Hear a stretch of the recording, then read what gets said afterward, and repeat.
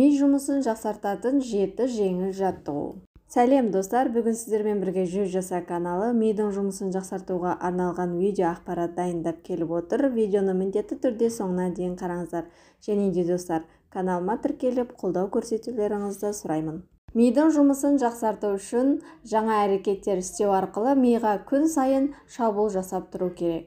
Мидың күш қуатын мол пайдаланғыңыз келсе, жаттығулар жасаңыз. Біз спортпен шұғылдану арқылы мүсінімізге мән береміз.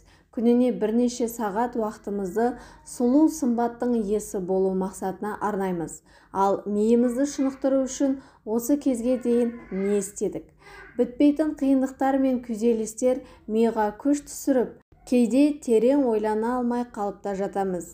Ендеше ми жұмысын жақсартатын жеңіл жаттығуларға назар салайық. Көзіңді жұмып тұрып киініп шешініңіз. Бұл жаттығуды күніне бір рет жасау керек. Басында бұл сізге күлкілі көрінуі мүмкін, бірақ аталған жаттығу іс-қимыл координациясын жақсартады. Мидың оң және сол бөлігін бір-бірімен тығыз байланыстырады. Ұсақ моториканы дамытады. Пайдасы мол жаттығу сіздің сезімталдығыңызды арттырады. Сана ойындары. Ми әдеттегі ырғақты бұзғанды жақсы көреді.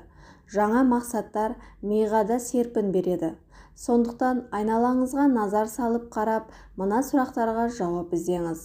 Мысалы, жұмыста қанша баспалдақ бар? Автобустағы қанша жолаушы үстіне бірдей түсті киім киген?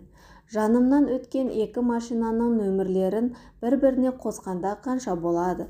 Аялдамада тұрған қай адамға ұқсайды?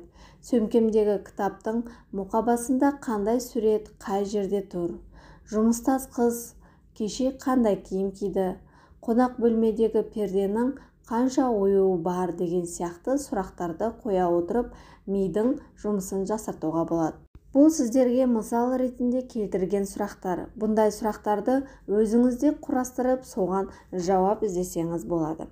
Күн сайын 3 шетел сөзін жаттаңыз. Қандай тыл екені маңызды емес. Күн сайын жаңа тыл болса да артық емес. Күн сайын 3-5 жаңа сөзді жаттасаңыз, миыңыз жақсырақ жұмыс істей бастайды. Қазіргі таңда ағылшын тілін білу керек. Сондықтан ағылшын тіліндегі сөздерді жаттай беріңіз. Соңында ағылшын тілін меңгеріп те аларсыз. 4-ші бұл сөйлеңіз, сөйлесіңіз, пікірталасқа қатысыңыз, қорытынды шығарыңыз. Бұлар дүниетанымыңызды кеңейте береді. Қоршаған ортаға ақпарат беріп, айналаңыздан хабар алыңыз. 5-ші бұл күнделік жазыңыз. Көп адам үшін күнделік жазу дағдыға айналған. Өйткені бәрі өз ойын бөлісетін құрал іздейді.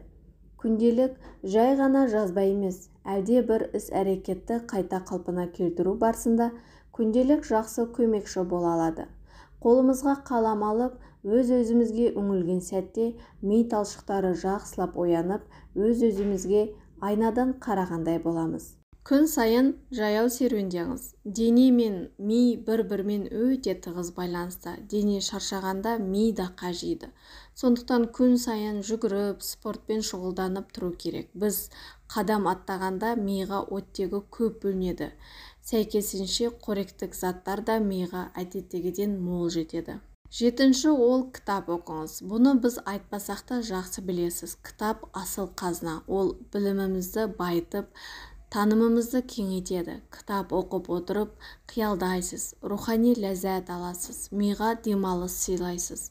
Миыңыздың жұмысы істегенін қаласаңыз, оған уақыт бөліңіз, оны қозғаңыз. Сонда ғана әр нәрсенің шешімін тез табатын ұшқыр ойлы адамға айналасыз.